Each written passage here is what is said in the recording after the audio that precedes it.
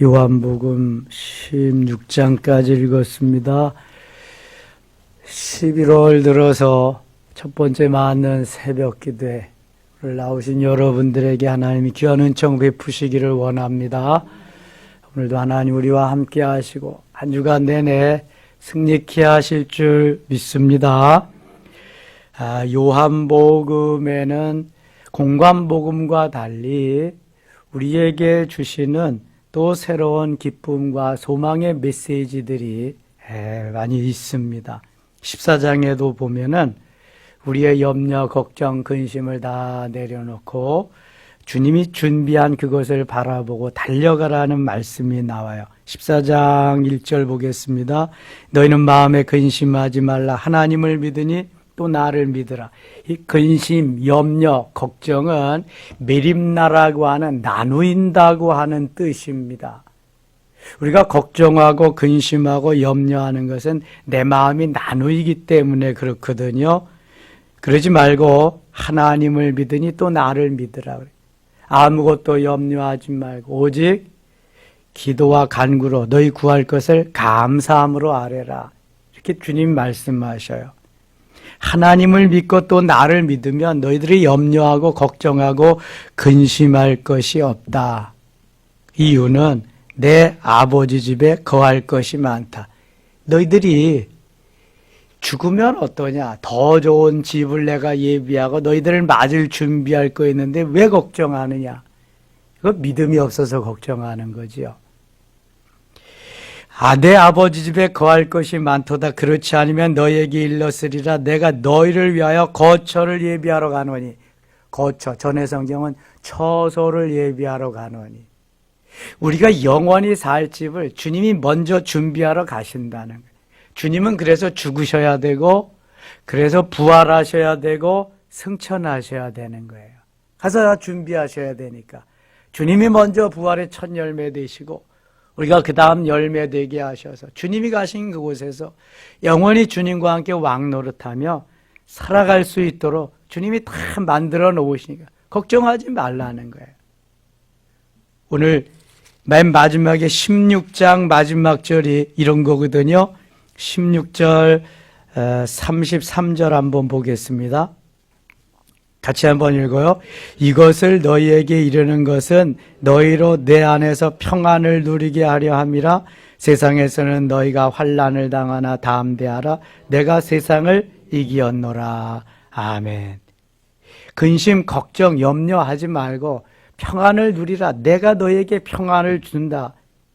세상에서 너희가 환난을 당하나 담대하라. 내가 세상을 이기었노라.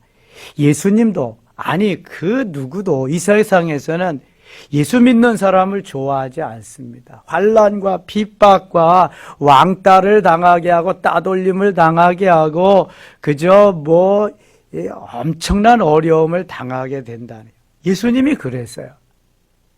염려하지 마라. 내가 환난을 당했는데 그 당연한 거다 그런 거예요. 근데 육체는 그걸 거부하죠. 그거 원하지 않습니다. 핍박을 받는 것이 복이라 그래 그것도 원하지 않습니다. 이제 그래서 성숙한 그리스도인이 돼. 어제 메시지와 같이 아니 제자면 다 제자예요. 제자됨을 잃은 제자는 제자가 아닙니다. 포도주 맛을 잃은 포도주는 포도주가 아닙니다. 하나님이 우리에게 원하시는 그 삶이 있는데 주님만 바라보고 달려가는 거예요. 근데 육체는 그것을 참아내기가 힘듭니다. 어렵습니다. 그래서 하는 말이 마음에는 원이로되 육신이 약하도다. 그저 합리화시키고 여기가 좋사오니 이렇게 되는 거예요. 그럴 때마다 우리는 어떻게 해야 돼요? 쳐서 복종시켜야 돼. 육체를 쳐서 복종시켜야 돼. 이것은 영적으로 성장하고 성숙한 사람만이 가능한 것입니다. 셀프 컨트롤이 가능하게 되는 거예요. 그렇지 않으면 집니다. 지면은 곧 사단이 원하는 방향으로 갈 수밖에 없어요. 우리는요. 힘이 딸리는 거예요. 에너지는 항상 강한 쪽으로 쏠리게 되어 있습니다. 그래서 이길 수 있는 힘을 길러야 돼. 영적인 힘을. 염려하지 마라. 내가 이미 너희들이 있을 곳 예비하러 다 가서 다 해놨다. 3절 보세요. 가서 너희를 위하여 거처를 예비하면 내가 다시 와서 너희를 내게로 영접하여 나 있는 곳에 너희도 있게 하라. 주님 있는 곳에 있게 한다 그러는데 뭔 염려 있어요? 주님과 함께 하시는데 다 없어지고 세상이 다 없어지고 다 그래도 주님만 계시면 되는데 뭐가 염려예요? 이게 믿어지지 않으니까 염려가 되는 거지. 믿음이란 그래서 얼마나 중요한지 몰라요.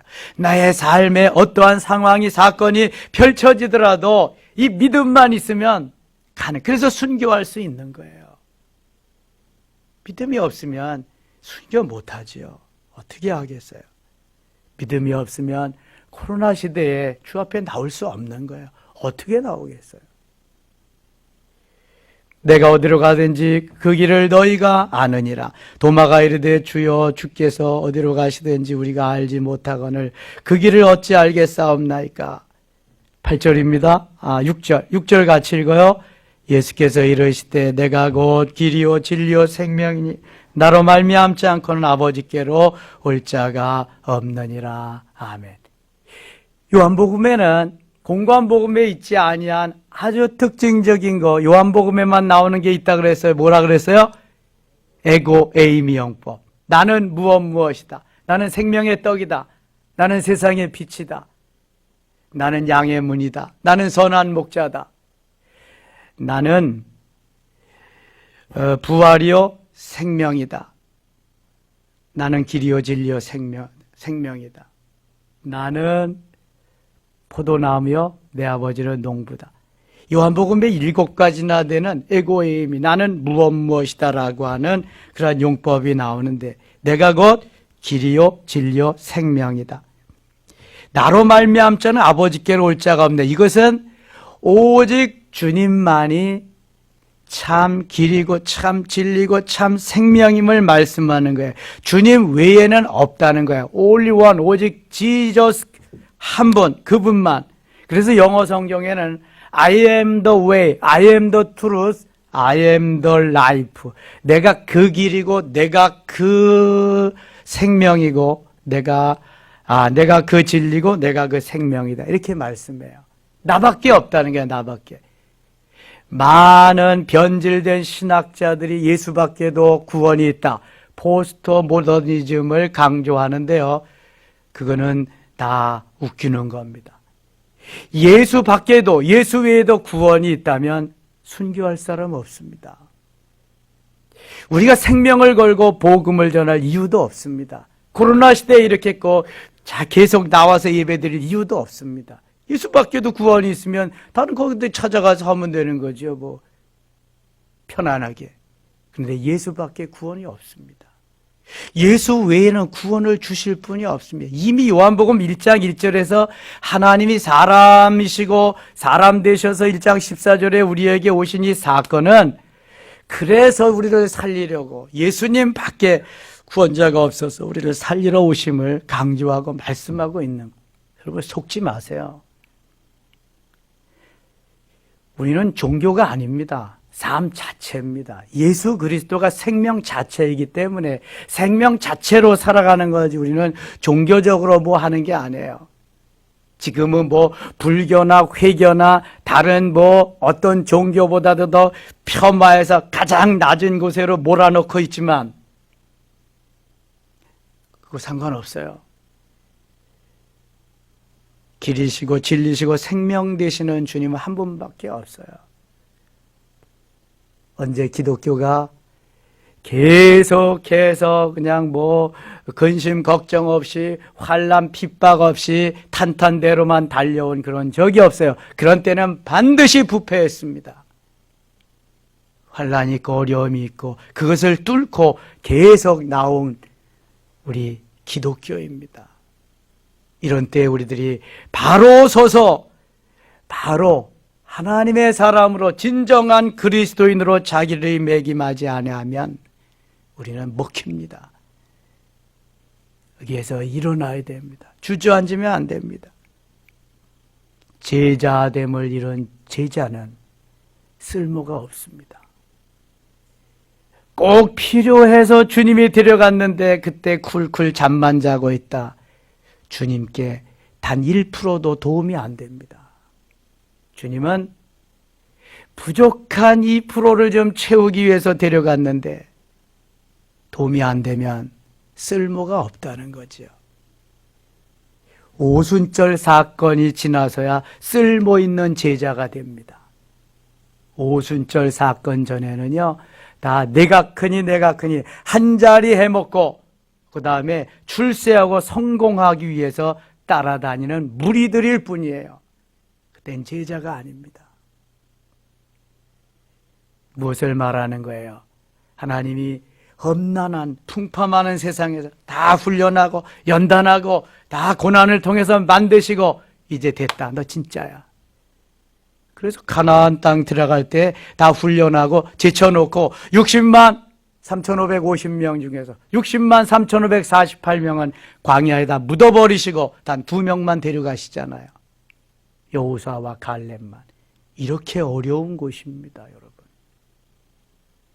그러나 어렵다고 생각하니까 어렵지요. 잘 순종하면은요, 엄청난 은혜 가운데 달려갈 수 있습니다. 그것이 오순절 사건을 경험하는 내적인 생명, 외적인 강력한 능력, 예수 생명, 예수 능력을 품고 가는 거예요. 그리고 예수 심장, 터보 엔진 달고 달려가는 거예요. 어떤 상황이 벌어져도 상관없어. 누가 어떤 놈이 와서 뭐라 그래도 상관없어. 그거는 내 안에 주님 계시네. 주님보다 더 큰 이가 있어요? 아무도 없어요. 어떠한 권력도, 어떠한 부유한 자고 능력 있는 자도 더 큰 자가 없어요. 그러니 담대할 수 있는 거예요. 주님 지금 그거 말씀하시는데 알지 못해. 빌립이라는 제자가 뭐라 그러냐 하면은, 그럼 내 아버지를 좀 보여주세요. 나 봤는데 네가 무슨 아버지를 보여달라 그래. 나 보면 아버지 본 거야. 그 얘기 하십니다. 빌립은 아주 계산에 능한 사람이에요. 예수님이 5,000명 먹이시고 12광줄이 거둘 때에도 빌립은 쫙 보니까 200데나리온 가져도 모자랄 것 같은데요. 이렇게 계산이 능한 사람이에요. 그냥 머리에 계산이 빠른 사람은 예수 믿기가 쉽지 않습니다. 똑똑한 사람이 은혜 받기 쉽지 않아요. 이거는. 왜냐하면 머리가 먼저 돌아가니까. 이 가슴이 아멘 해야 되는데 내 머리만 돌아가지 가슴이 아멘 안 되는 거예요. 이게요. 빌립이 예수님 보고도 예수님 하나님 보여달라고 날치는 거예요. 예수님이 날 봤는데 내 안에 계시는 분이 아버지고 내가 그 일을 행하는데도 뭘 또 보여달라 그랬냐. 13절 가겠습니다. 13절 너에게 내 이름으로 무엇을 구하든지 내가 행하리니는 아버지로 하여금 아들로 말미암아 영광을 받으시게 하려 함이라. 내 이름으로 구해라. 그러면 아버지께서 다 하실 것이다. 내 이름으로 무엇이든지 내게 구하면 내가 행하리라. 너희가 나를 사랑하면 나의 계명을 지키리라. 16절 같이 읽어요. 내가 아버지께 구하겠으나 그가 또 나를 보혜사를 너희에게 주사 영원토록 너희와 함께 있게 하려 함이니. 이제 보혜사 성령을 보내주시겠다. 내가 죽어야 다시 부활하고 내가 승천해야 너희들에게 보혜사 성령을 보내줄 텐데 그렇게 될 것이다 말씀합니다. 17절 그는 진리의 영이라 세상은 능히 그를 받지 못하나니 이는 그를 보지도 못하고 알지도 못함이라. 그러나 너희는 그를 아나니 그는 너희와 함께 거하시며 또 너희 속에 계시겠습니다. 이 보혜사 성령을 요한복음에만 말씀합니다. 공관복음에는 없습니다. 이게 내가 너희를 고아와 같이 버려두지 아니하고 너희에게로 오리라. 너희를 그냥 버려두지 않는다. 다시 너희에게로 오리라. 성령으로 오심을 말씀하는 겁니다. 23절입니다. 예수께서 대답하여 이르시되 사람이 나를 사랑하면 내 말을 지키리니 내 아버지께서 그를 사랑하실 것이요 우리가 그에게 가서 거처를 그와 함께 하리라. 나를 사랑하지 아니하는 자는 내 말을 지키지 아니하나니 너희가 듣는 말은 내 말이 아니요 나를 보내신 아버지의 말씀이라. 예수님이 하나님이시니까, 하나님이 예수님이시니까 내 말을 들으면 아버지의 말씀을 듣는 거라. 이걸 믿으라는 거죠. 사실 하나님이 육신의 몸을 입고 이 땅에 오신 분이 예수님이니까 요한복음 1장 1절과 1장 14절이 그것을 증거해 주는데 아직도 제자들은 못 믿고 있단 말이죠. 25절 내가 아직 너희와 함께 있어서 이 말을 너희에게 하였거니와 26절 같이 읽겠습니다. 보혜사 곧 아버지께서 내 이름으로 보내실 성령 그가 너희에게 모든 것을 가르치고 내가 너희에게 말한 모든 것을 생각나게 하리라. 아멘. 자, 보혜사 성령이 하시는 일을 하시는 역사를 여기에서 말씀했어요. 가르치고 생각나게 하리라. 27절 평안을 너에게 끼치노니 평안을 주는 거고 그 다음에 16장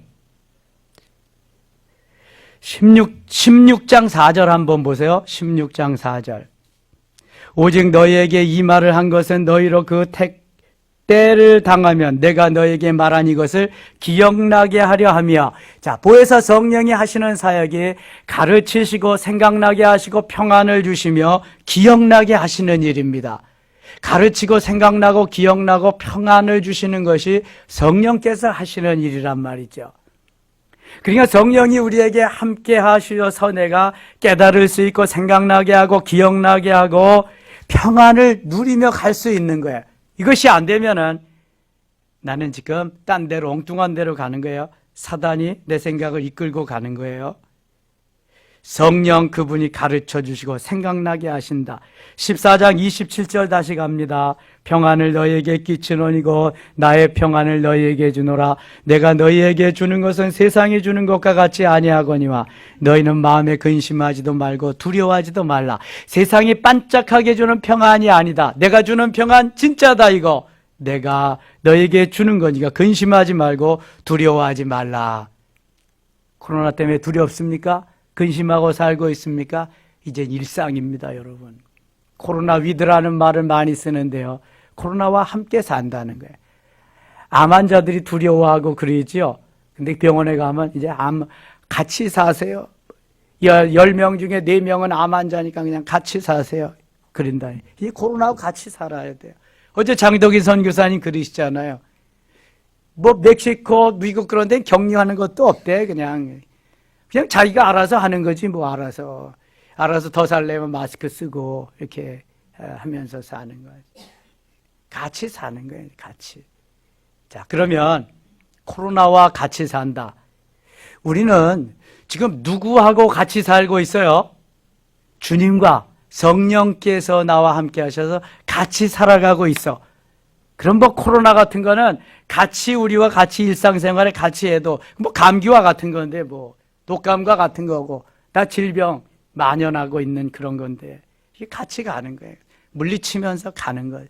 내가 조심할 건 조심. 감기 들면 약 먹고 그냥 조심하고 독감 예방주사 맞고 이제 백신 나오면 백신 예방주사 맞으면 또 독감과 똑같은 거고 이렇게 생각하면서 살아야지.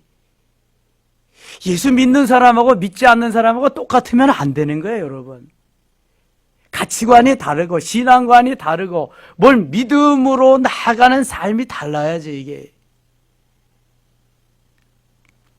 주님이 평안을 주신다. 함께하 15장입니다. 나는 참 포도나무여 내 아버지는 농부라. 이것도 에고 에이미 용법입니다. 물은 내게 붙어있어 열매를 맺지 아니하는 가지는 아버지께서 그것을 제거해 버리시고 물은 열매를 맺는 가지는 다 열매를 맺게 하려 그것을 깨끗하게 하시느니라. 너희는 내가 알려진 말로 이미 깨끗하여졌으니 내 안에 거하라 나도 너희 안에 거하리라.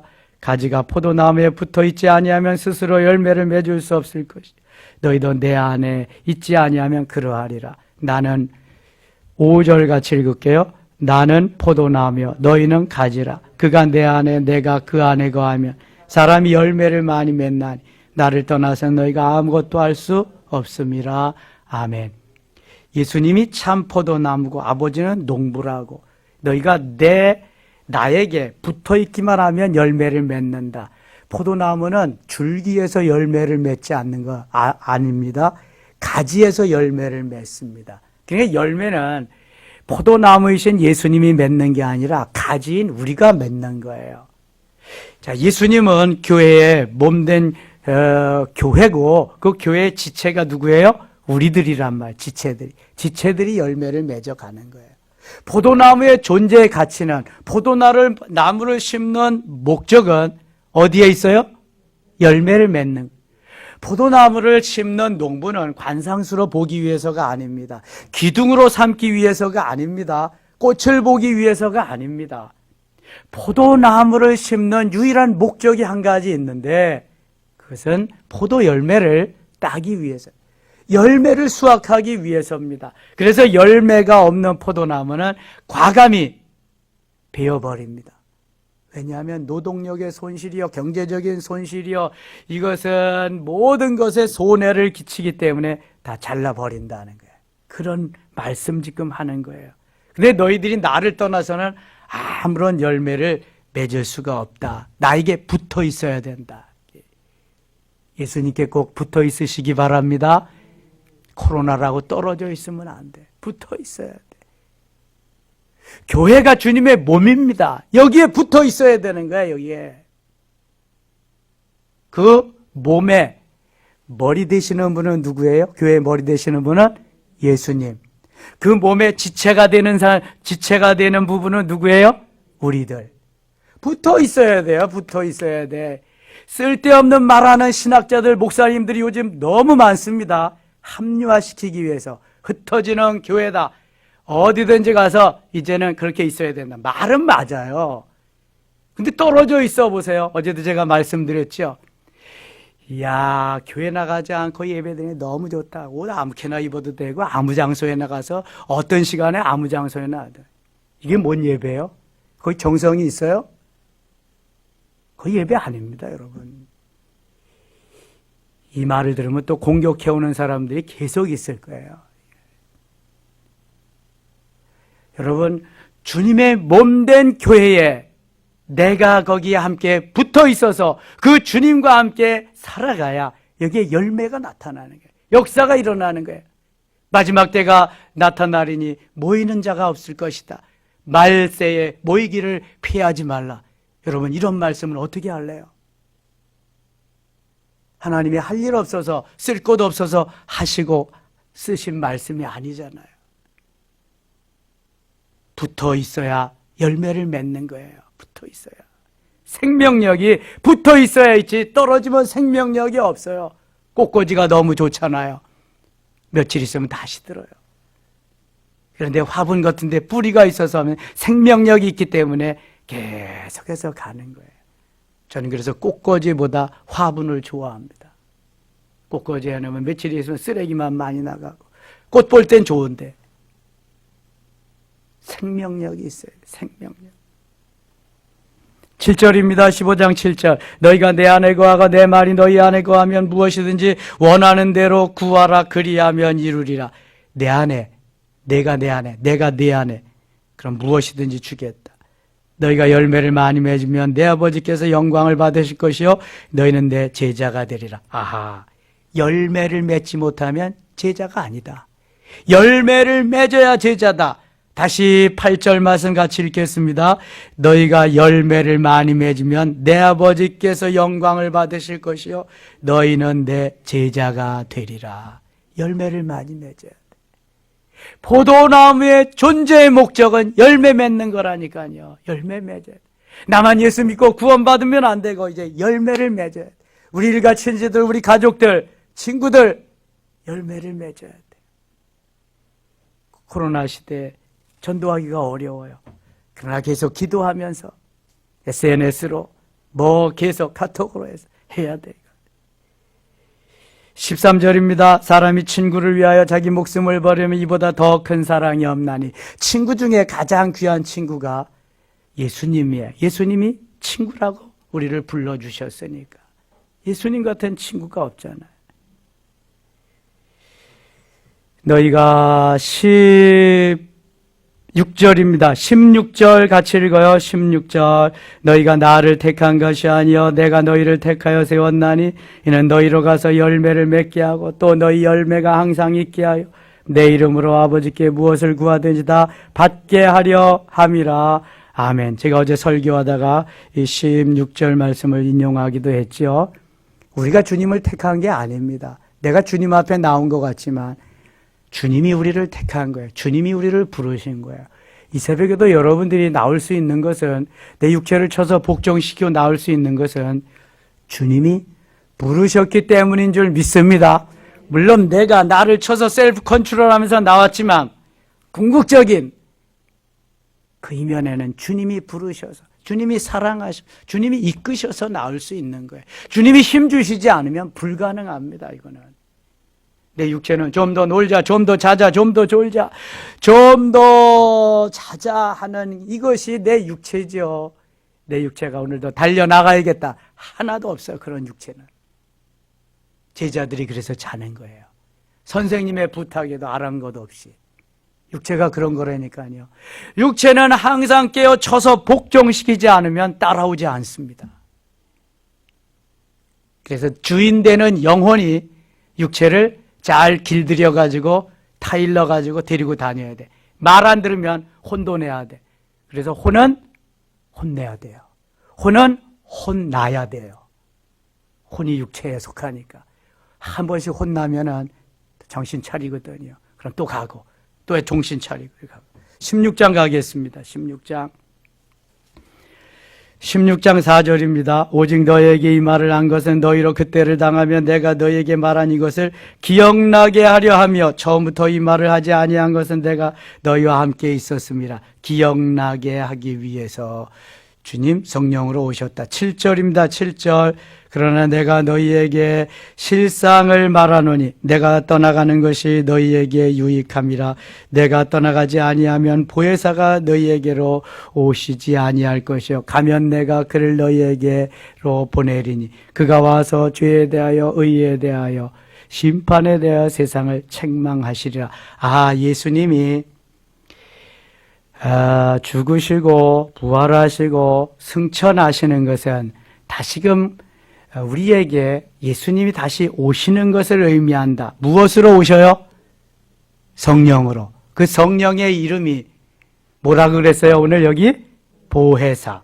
보혜사 성령으로 오시는. 신천지에 가면은요, 처음에는 몇 개월 동안 말도 안 하고 점점 계속 무르익어 가면은요, 보혜사 성령이 누구냐고 물어본대요.